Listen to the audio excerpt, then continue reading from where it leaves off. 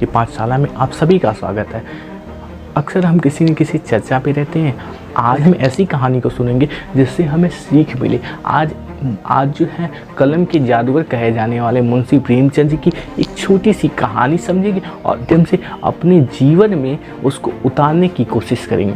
देखिए, मुंशी प्रेमचंद जी कलम के जादूगर थे। मुंशी प्रेमचंद जी की लेखन शैली जो थी कि बहुत लुभावनी थी। लोग इसको जब पढ़ते थे तो अक्सर जो है मंत्रमुग्ध हो जाते थे। लोगों के अंदर अलग ही रुचि पैदा हो जाती थी। इस पूरी तरह से उस कहानी को समाप्त करने की एक अलग ही प्रेरणा आ जाती। ऐसे में उनकी एक कहानी बताई जाती है कि प्रेमचंद जी के आसपास बहुत सारे लोग बैठा करते थे और जब बहुत सारे लोग बैठा करते थे तो अक्सर मुंशी प्रेमचंद जी के ओठ पर स्याही लगी होती थी।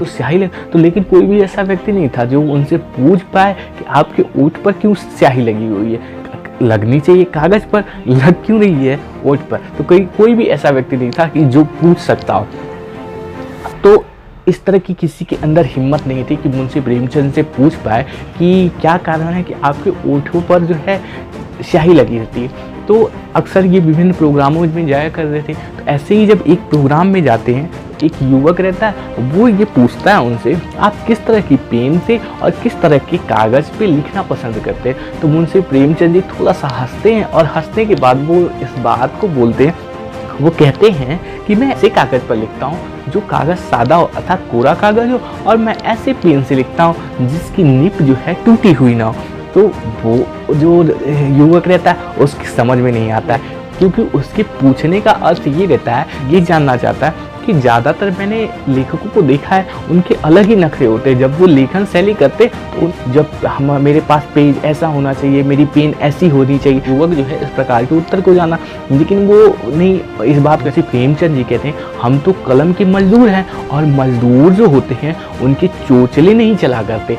तो जब ये बातें सुनता है युवक, तो युवक जो होता है समझ जाता है कि मुंशी प्रेमचंद जी खन शैली की कुछ अलग ही बातें हैं। कि उस दौरान के ओठों पर स्याही क्यों लगी रहती थी, ये था कि उस दौरान क्या हो तो कलम की जो निब होती थी उसको स्याही में डुबोया जाता फिर लेखन कार्य किया। तो जो मुंशी प्रेमचंद जी रहते हैं वो स्याही को अपनी कलम को स्याही में डुबोते, उसके बाद वो अपने दांतों से उसको कुतरने लगते थे। दांतों से कुतरने के दौरान वो उस लेखन पर, जब वो लिखते थे जिस विषय पर, उस पर चिंतन करते थे। इसीलिए उनकी आई थी वो पेपर की जगह उनके ओठों पर लग जाती थी। तो उम्मीद है आपको ये कहानी है। आइए इस कहानी से हम क्या सीखते हैं। अगर हमें कोई भी रचना करनी हो तो उस काम में डूबना चाहिए, मन लगाकर उस कार्य को करना चाहिए। देखिए, सृजन की एक अलग ही प्रक्रिया होती है। जब हम किसी चीज़ का सृजन करते हैं तो उसमें बहुत ही एकाग्रता होनी चाहिए, उसमें हमको उस विषय वस्तु पर डूबना होना चाहिए। लेकिन अगर आप सृजन के दौरान बहुत सारी शर्तें रखते हैं तो कहीं ना कहीं सृजन जो होता है व्यर्थ हो जाता है। आप जब भी सृजन करें तो उस दौरान अपने अंदर एकाग्रता लाने की कोशिश करें और उस एकाग्रता में स्वयं को डुबाने की कोशिश करें। जब आप ऐसा करेंगे तो आप एक ऐसे महान व्यक्ति बनेंगे जिसकी अभिलाषा समाज और दुनिया कर रही है। उम्मीद है आज आपने जो कहानी सुनी है और इस कहानी के माध्यम से आपके अंदर जो विचार विमर्श आए हैं और आपके अंतर्गत जो अभिलाषाएं उत्पन्न हुई है वो समाज को एक नई अभिप्रेरणा देगी। तो आज के लिए इतना ही।